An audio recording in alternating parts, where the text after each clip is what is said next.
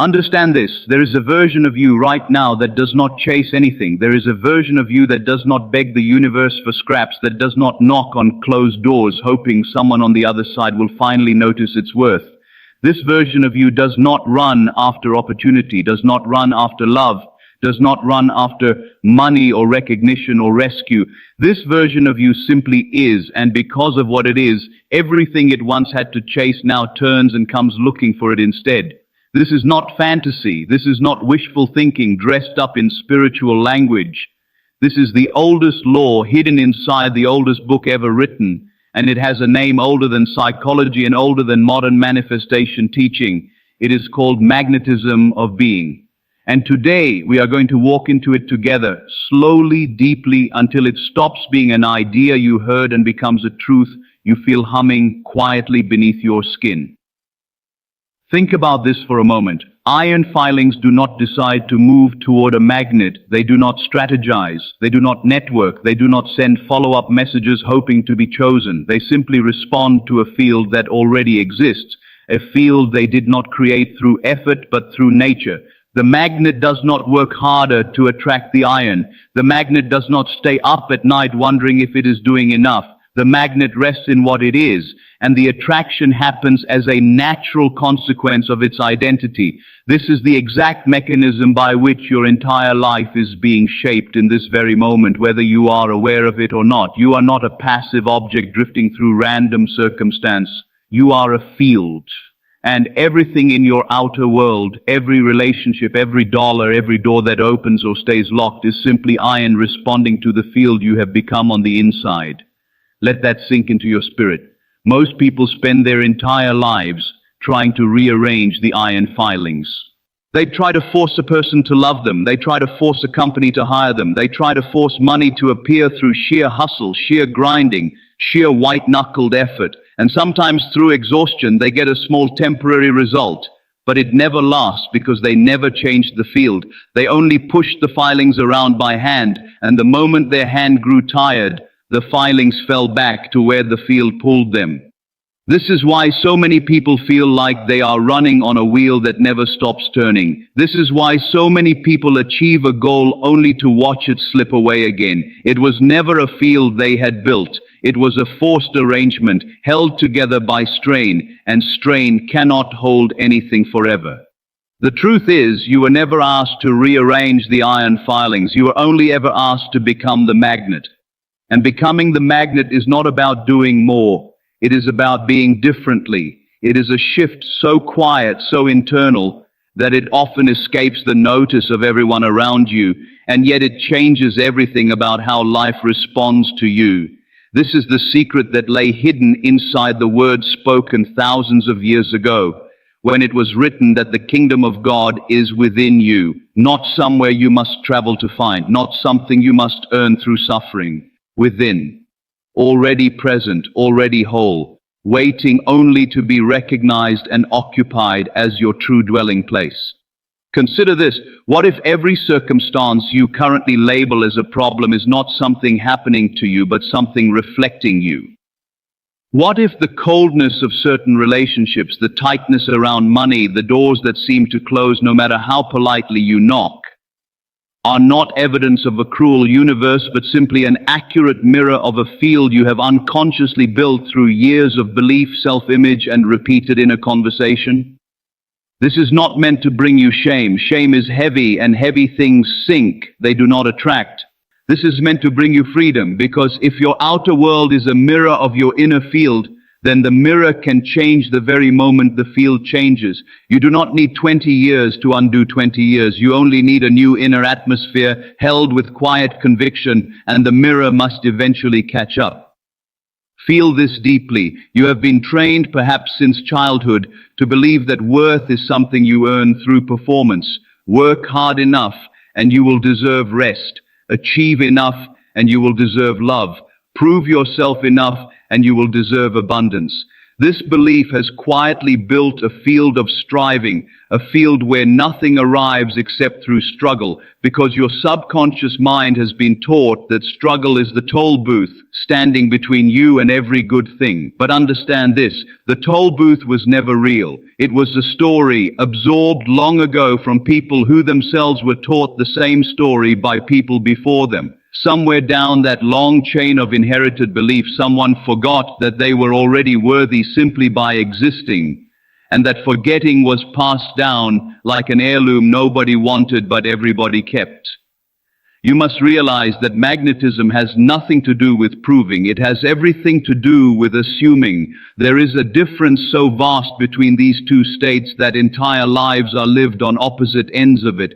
Proving says, I am not yet enough, so I must labor to become enough in the eyes of the world. Assuming says, I already am, and now I simply move through the world as the one who already is.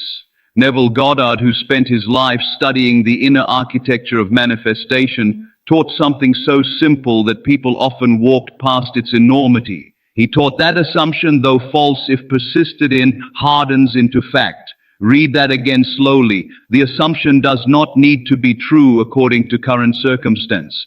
It only needs to be persisted in, held gently but firmly in your imagination, felt as though it were already so, and reality itself will rearrange to catch up with the inner conviction.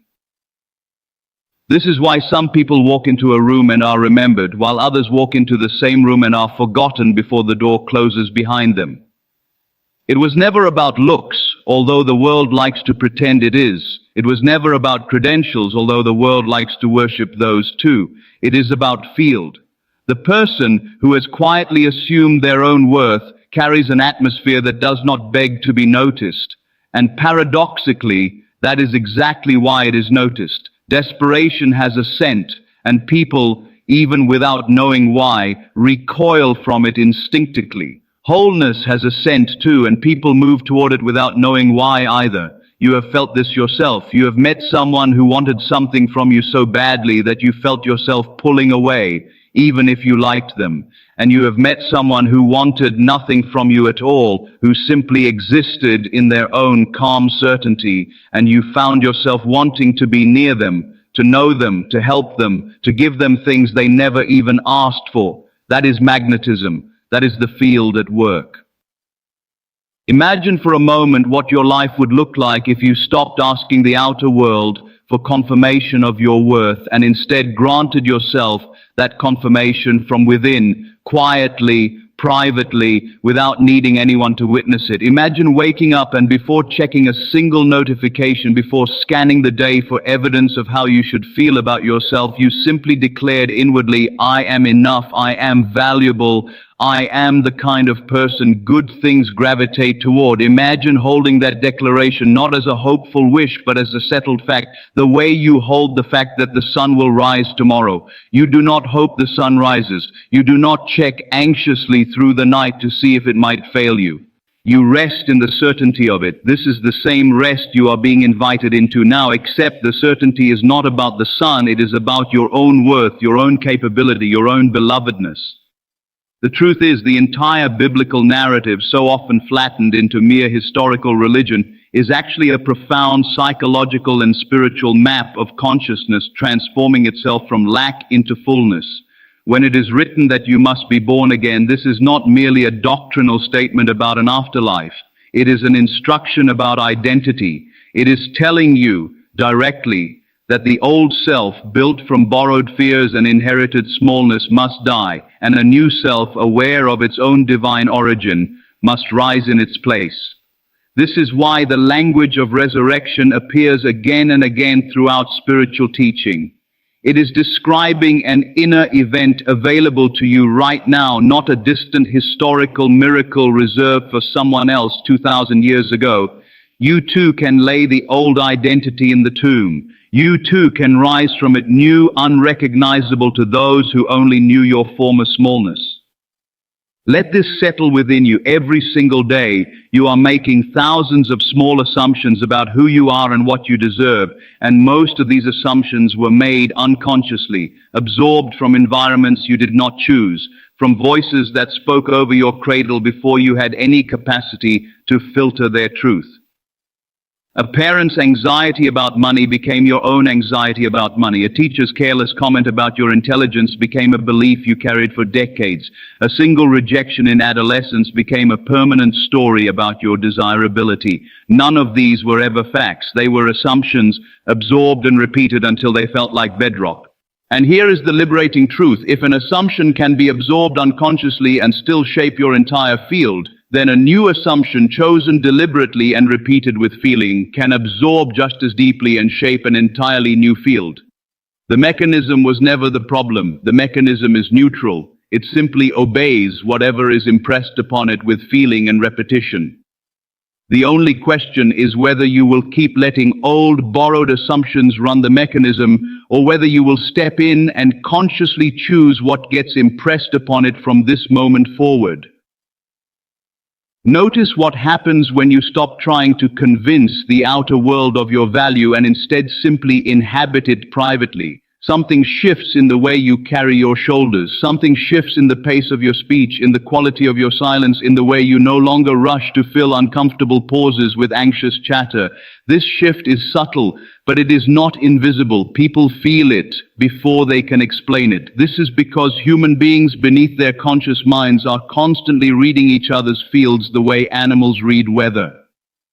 A person radiating scarcity communicates without a single word that there is not enough here, that grabbing might be necessary, that vigilance is required. A person radiating quiet abundance communicates without a single word that there is more than enough here, that ease is safe, that generosity can be extended without fear of depletion. Which of these two fields do you think draws opportunity, connection, and unexpected blessing toward it? Which of these two fields do you think repels it? You are not your job title. You are not your bank balance. You are not the number of times you have been rejected, nor the number of times love has walked out a door you thought was locked from the outside. You are not the sum of the disappointments that taught you to guard yourself so carefully. You are not the frightened child who learned that wanting too much led to shame. All of that was simply weather passing over the true field of who you are. The true field of who you are is untouched by that weather, exactly as the sky remains the sky, whether storms pass beneath it or not. You are consciousness itself, wearing a temporary name and a temporary story, but underneath the name and underneath the story, you are the same eternal awareness that has always been whole, always been worthy, always been enough, long before circumstance ever tried to convince you otherwise.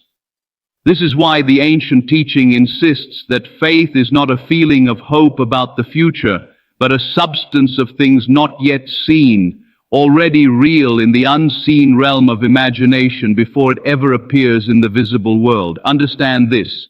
Every manifestation you have ever witnessed in your life, every single one, whether a relationship, a job, a home, a moment of unexpected kindness from a stranger, was first assumed within the invisible field of your consciousness before it appeared as visible fact. You do not need to understand quantum mechanics to know this is true. You only need to remember the last time you were certain something would happen, even before there was any outer proof, and watched it unfold exactly as you had quietly known it would. That quiet knowing was faith. That quiet knowing was the substance from which the outer event was built. It was already real to you on the inside long before your eyes could confirm it on the outside. Allow yourself to see this clearly.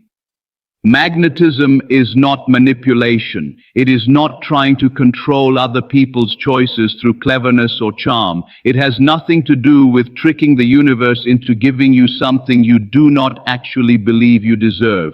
Magnetism is alignment. It is the simple, undeniable physics of becoming, on the inside, the kind of field that naturally corresponds to the outer experience you desire. If you desire deep, faithful love, you do not need to chase it through 100 exhausting strategies.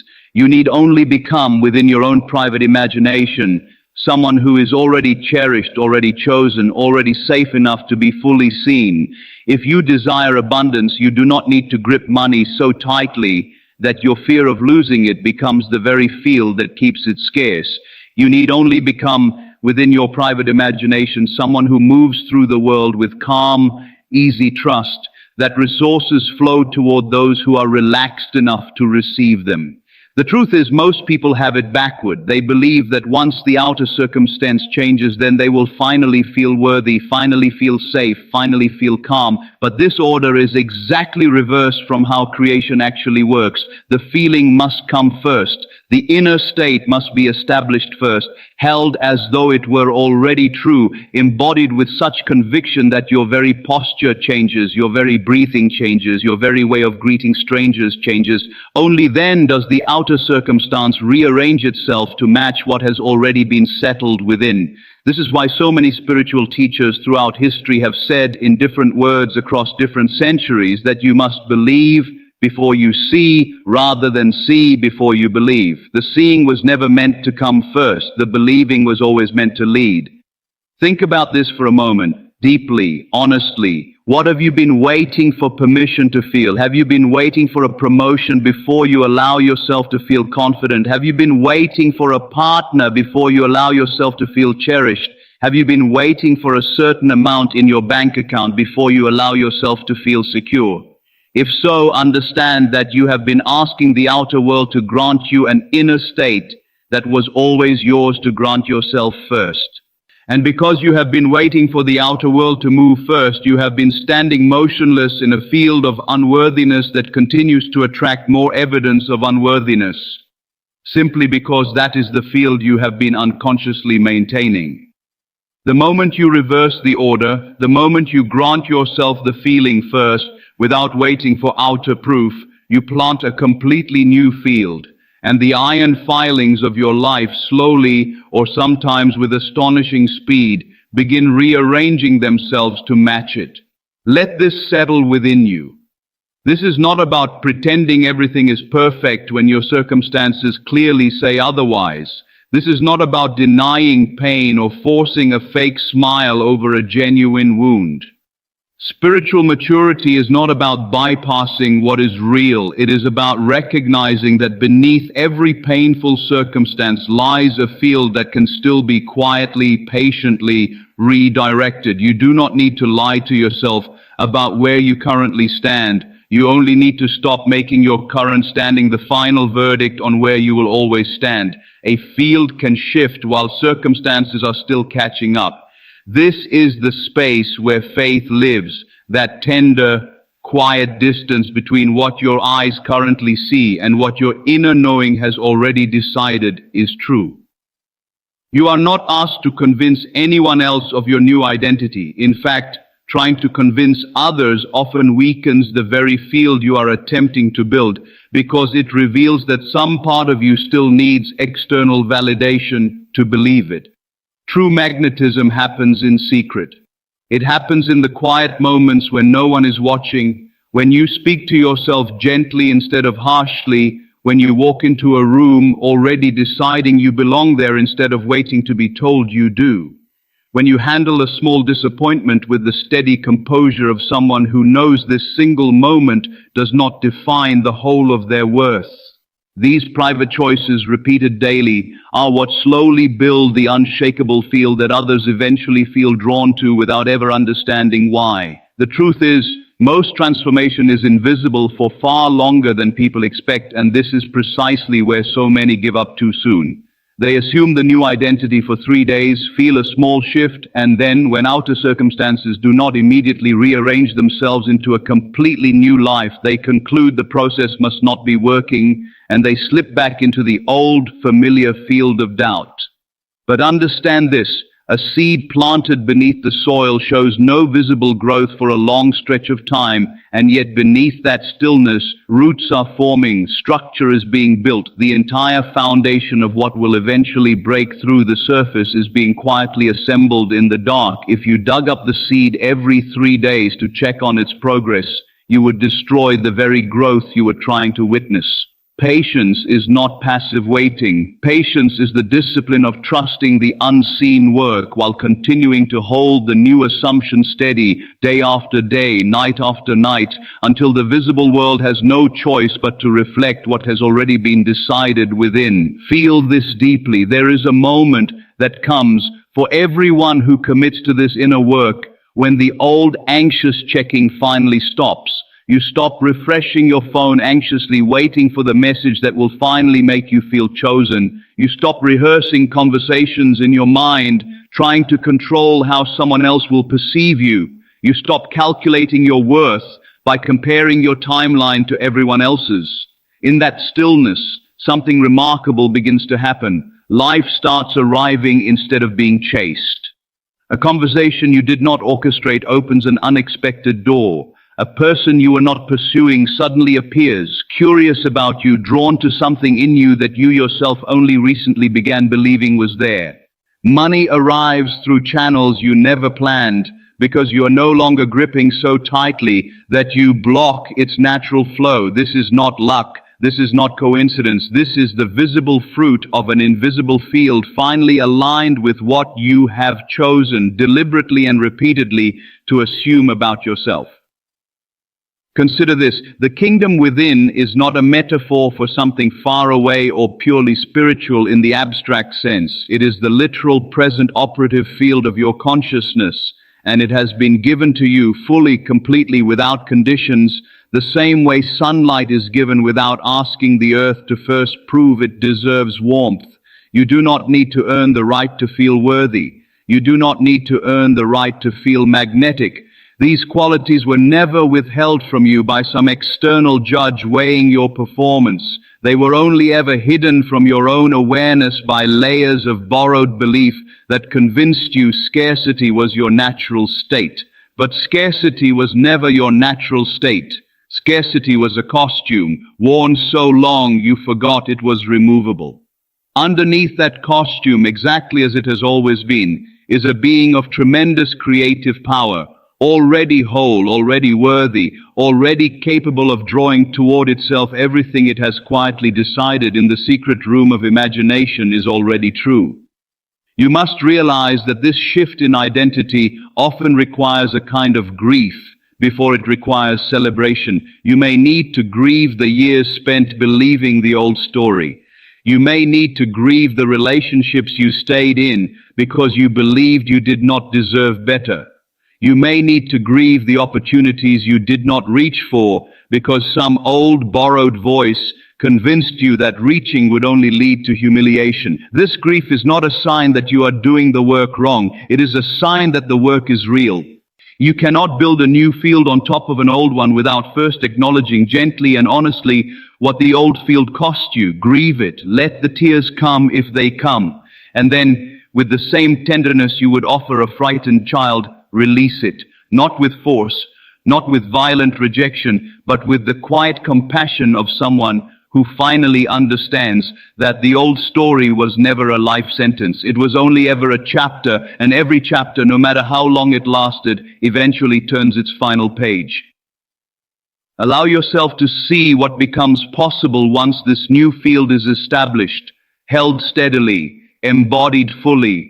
Notice how conversations begin to shift, how people you once had to convince now simply agree, how doors that once required enormous effort to open now seem to swing open before you even reach for the handle. Notice how your own body begins to soften, how your breathing deepens, how the constant low hum of anxious striving finally quiets into a steady, grounded calm. This calm is not laziness. This calm is mastery. This calm is the outer evidence of an inner field so secure that it no longer needs to grasp at anything because it has finally remembered that it was never separate from the source of all supply in the first place. The truth is, you were designed for this ease. Struggle was never the natural state intended for you. Struggle was simply the byproduct of forgetting your own divine identity, of mistaking the temporary costume of circumstance for the eternal truth of who you actually are. Every spiritual tradition across every culture and every century has, in its own language, tried to point back toward this same singular truth, that you are far more powerful than your current circumstances suggest, that your inner world is the true architect of your outer experience, and that the moment you remember this, truly remember it, not as an interesting idea, but as a lived, felt, embodied conviction. Your entire life begins reorganizing itself around this remembered truth. Think about this for a moment. What if the very fact that you are here now, absorbing these words, feeling something stir quietly beneath your ribs as you read them, is itself evidence that you are already beginning to shift? What if this is not an accident, but a signal that some part of you, wiser than your conscious mind, has already decided it is time to stop waiting and start becoming? Trust that part of you. It has never once led you astray, even in the moments you could not yet understand its guidance. It has simply been waiting patiently for you to grow quiet enough to hear it clearly. Understand this: the field you are building does not require an audience to validate it, and this is precisely what makes it so powerful. A person still performing worthiness for others is still, underneath the performance, secretly unconvinced, but a person who has quietly settled into their own worth, with no one watching, no one applauding, no one confirming it back to them, has built something far sturdier than any external praise could ever construct.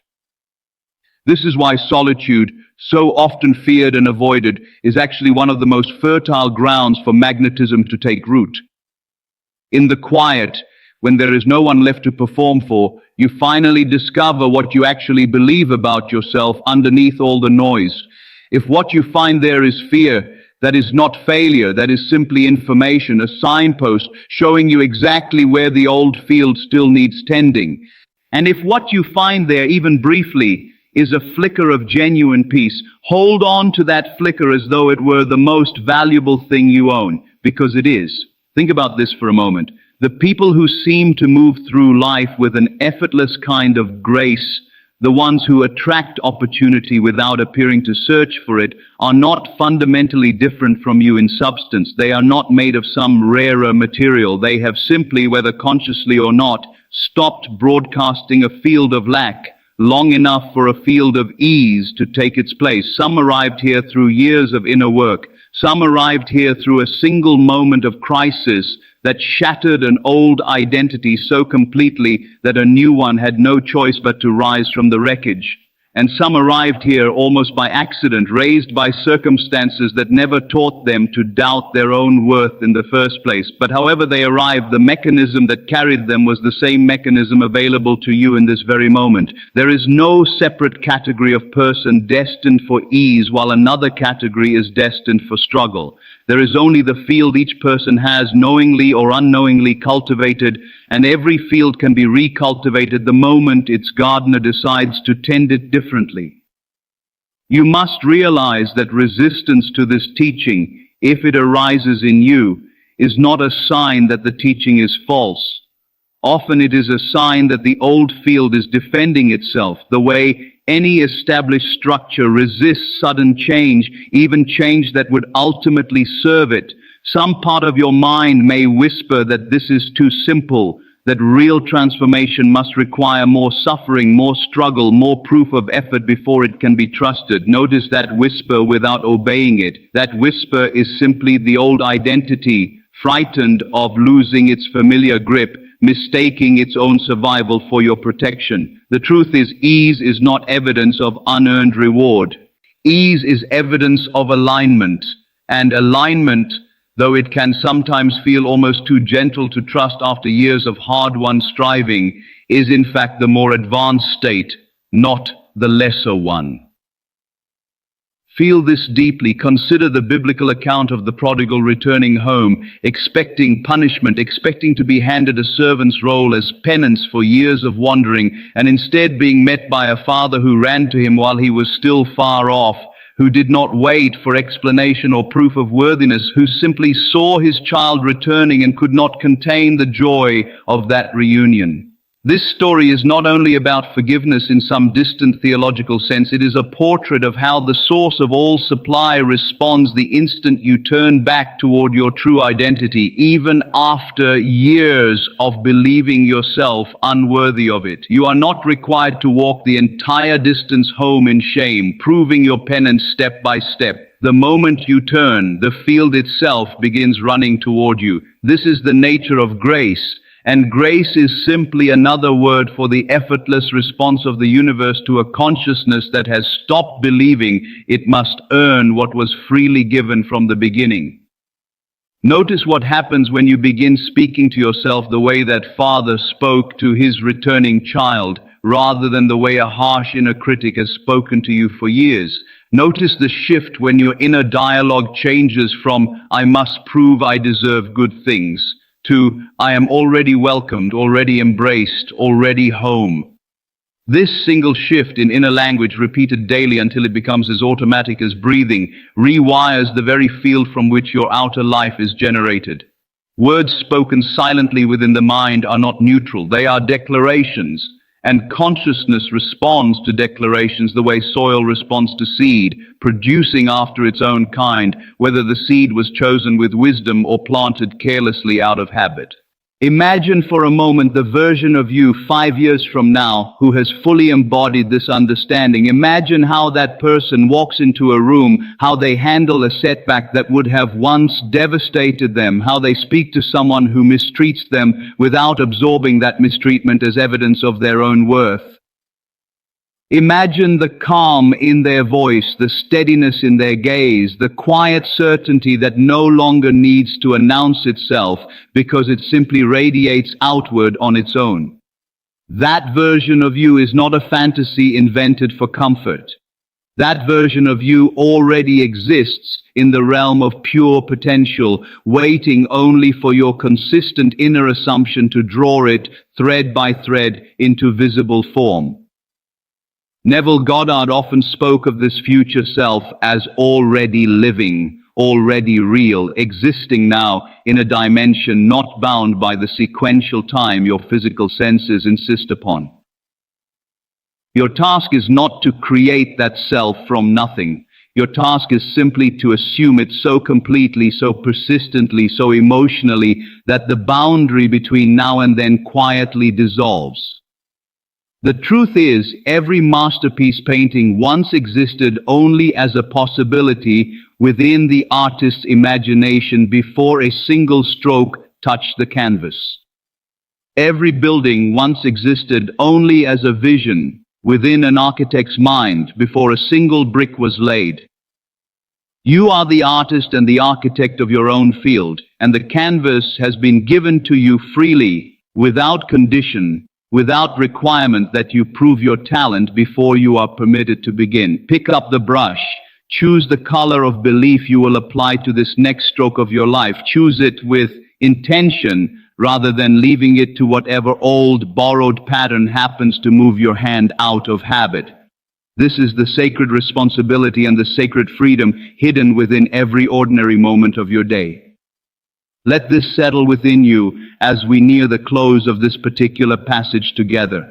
There is no perfect moment in the future when this work will finally become easy. The perfect moment is always now, precisely because now is the only place where imagination and feeling can actually be exercised. You cannot assume a new identity yesterday, and you cannot assume it tomorrow. You can only assume it now, in this breath, in this quiet inward turning of attention away from what currently appears and toward what you have decided is already true in the unseen.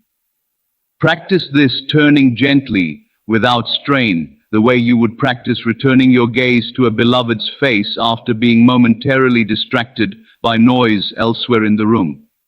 The noise of circumstance will always be there, competing for your attention. Your task is simply to keep turning back again and again patiently toward the quiet inner conviction you have chosen to hold as true. Let this settle within you now as we come to rest in this shared moment of understanding. You do not need to fix everything today. You do not need to have every circumstance resolved before you are allowed to feel whole. You only need to choose right now, in this exact instant, the identity you will quietly assume moving forward. Choose it gently. Choose it firmly. Return to it each time you notice yourself slipping back into old borrowed smallness. Over time, without force, without strain, without desperate effort, this chosen identity will settle so deeply into your being that it will no longer feel like something you are practicing. It will simply feel like who you are. And in that moment, without you having to chase a single thing, the world will begin quietly and unmistakably to come looking for you instead.